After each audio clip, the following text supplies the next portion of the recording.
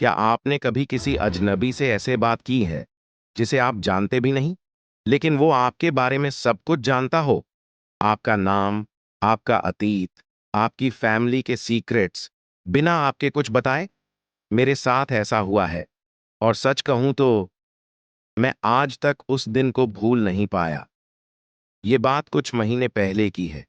मैं एक normal weekend पर कैफे गया था, थोड़ा चिल करने और थोड़ा काम करने के लिए।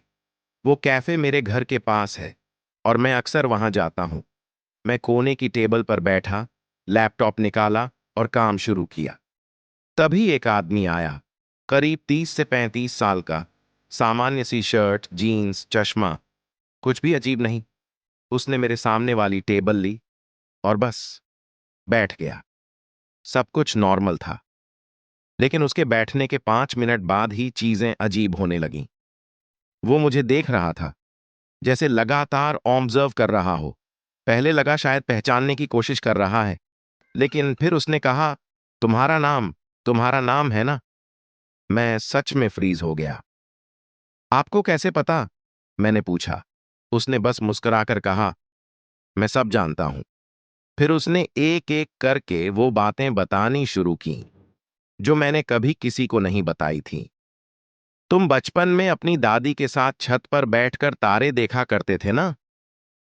तुम्हारा फेवरेट कलर हरा है, लेकिन किसी को बताते नहीं क्योंकि लगता है लोग मजाक उड़ाएंगे। तुम्हारी एक सीक्रेट डायरी है जो तुम बेड के नीचे रखते हो। भाई, मैं सच में शॉक में था। ये आदमी कौन है? मैंने सोचा शायद ये स्टॉकर है, लेकिन फिर उसने कुछ ऐसा कहा जिससे मैं हिल गया।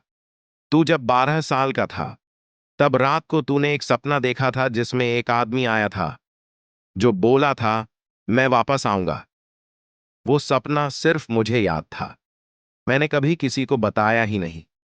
अब मैं पूरी तरह परेशान हो गया। मैं चिल्लाने ही वाला था, तब उसने कहा, शांत रहो, मैं तुम्हें कुछ करने नहीं आया। बस ये याद रखो, तुम सोचते हो कि तुम अपनी जिंदगी चला रहे हो, लेकिन कभी कभी कुछ और भी होता है। और उसने एक छोटी सी चिट्ठी मेरी टेबल पर छोड़ी और चला गया। मैंने वो चिट्ठी उठाई। उस पर सिर्फ एक लाइन लिखी थी, 21 अप्रैल को कुछ बड़ा होगा, तैयार रहना।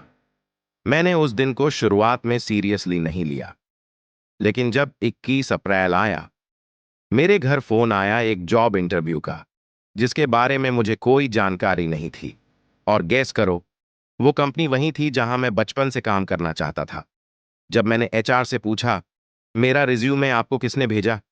उसने कहा, आपके एक दोस्त ने। नाम था मिस्टर रजत। रजत। मेरी जिंदगी में कोई रजत कभी था ही नहीं। उस दिन के बाद ना वो आदमी मुझे मिला, ना मुझे उसके बारे में कुछ पता चला। लेकिन मैं आज भी उस पल को सोचता हूं, क्या वो रियल था? क्या वो कोई फ्यूचर वर्जन था, या कोई गार्जियन एंजल? मैं नहीं जानता। लेकिन अगर तुमने कभी ऐसा कुछ एक्सपीरियंस किया है तो कमेंट्स में जरूर बताओ। शायद तुम और मैं एक ही पजल का हिस्सा हैं।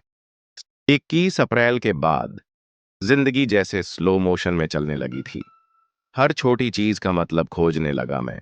जॉब तो मिल गई थी, लेकिन दिल कहीं और ही अटका था। हर रोज एक ही सवाल, क्या मैं किसी प्लान का हिस्सा हूं? क्या मेरी जिंदगी पहले से ही लिखी हुई है? एक दिन मैं फिर उसी कैफे गया। वही टेबल, वही हेजलनट लैटे। पर इस बार एक चीज ने मेरा ध्यान खींचा। कैफे की दीवार पर एक पुरानी सी फ्रेम टंगी थी, और उस तस्वीर में था वही आदमी। नीचे लिखा था, in loving memory of Rajat Sharma, owner of cafe Nirvana, 1980 2021। What? Rajat, जिसे मैं अपनी लाइफ का मिस्ट्री मैन समझ रहा था, वो तो इस कैफे का पुराना मालिक था। तो फिर जो मुझसे मिला था, क्या वो कोई आत्मा थी, भूत, या शायद मेरा ही कोई बीता हुआ वर्जन? उस फ्रेम के पीछे कुछ फंसा हुआ था, एक फोल्ड किया हुआ कागज। मैंने स्टाफ से इजाजत ली और उसे बाहर निकाला। उस पर लिखा था, अगर तुम ये पढ़ रहे हो तो मतलब तुमने मुझे देखा था। अब तुम चुने गए हो। अब तुम्हारे जरिए दूसरों तक संदेश पहुंचना है, लोगों को याद दिलाना है कि जिंदगी सिर्फ वो नहीं होती जो दिखती है। उस नोट के बाद सब कुछ एकदम ब्लर सा हो गया। मैं सीधे लाइब्रेरी गया। वहां एक पुरानी किताब मिली, अब मिरर टाइमलाइन।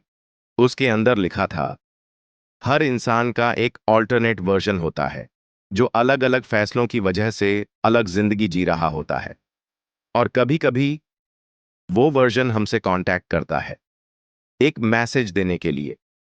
ये पढ़कर मेरी सांसें थम सी गईं। तो क्या वो रजत मेरा ही ऑल्टरनेट वर्जन था, जो एक और टाइमलाइन में कैफे चला रहा था, जिसने कुछ गलतियां की थी और मुझे वार्न करने आया था?